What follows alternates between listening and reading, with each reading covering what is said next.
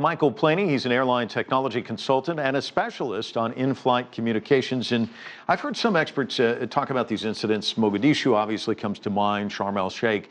Talk to us about the similarities, dissimilarities. Do you think that's kind of the driving force behind this? Well, I think one of the things that has a lot of people concerned is the fact that the way that this current rule is being issued doesn't match up exactly with what happened in those two prior bombing incidents. First, the U.S. doesn't have any direct flights out of Sharm el-Sheikh, but that is where the bomb was planted in the Russian Metrojet aircraft that exploded about 18 months ago.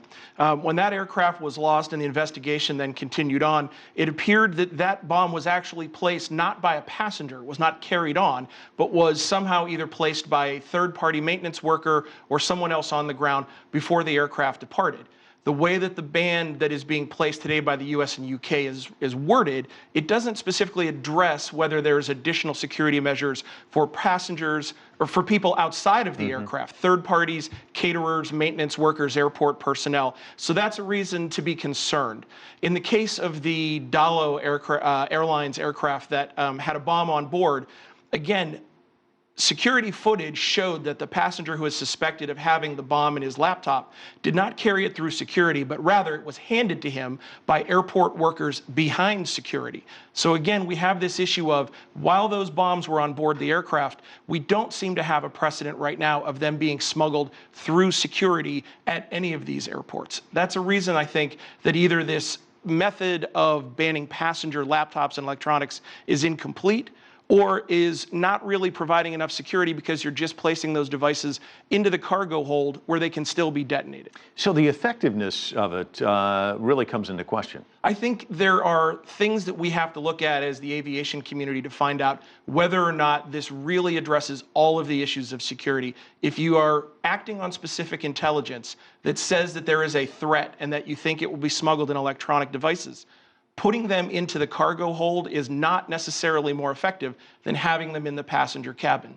The United States Department of Transportation actually has issued guidance in the past about the threat of lithium-ion batteries being carried or transported in the cargo hold. There are very specific rules about the size, the quantity, the amount of power those batteries can store in order to prevent them from overloading, catching fire, and causing an aircraft incident or emergency.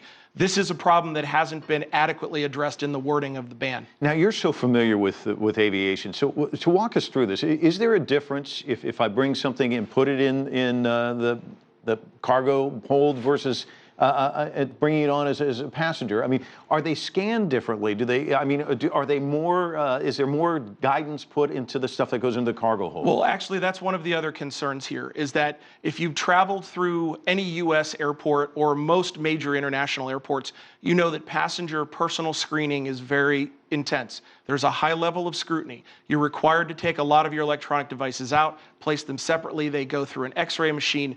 They're scanned. There are chemical sniffers that are available to try to detect explosives.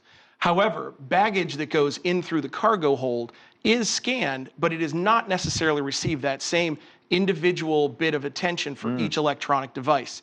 If you check a small tablet into a large 50 or 60-pound suitcase and put it through, it may be noticed, but it isn't getting the same individual device attention going through into the cargo hold. And I guess all of us are trained. We're okay with taking our shoes off. I guess it'll be an inconvenience early on, but people will get used to it, you think? I think people don't have a choice, especially those who are already booked for travel in the next week or two. I think one of the big questions is, what does this do in the pattern of travel over the next couple of months? Do people book away from the airports and airlines that are affected? Do they connect at different European or Asian airports where this ban is not in effect? The way that the ban is currently worded, there seem to be inadequacies or inconsistencies between the way that the US and the UK are managing this and the fact that essentially at this point both Asia and the EU have not issued any guidance means that we're not entirely sure whether we're going to be safer overall. It's interesting. Michael, thanks so much for coming in. Really appreciate it. Thank you. My pleasure.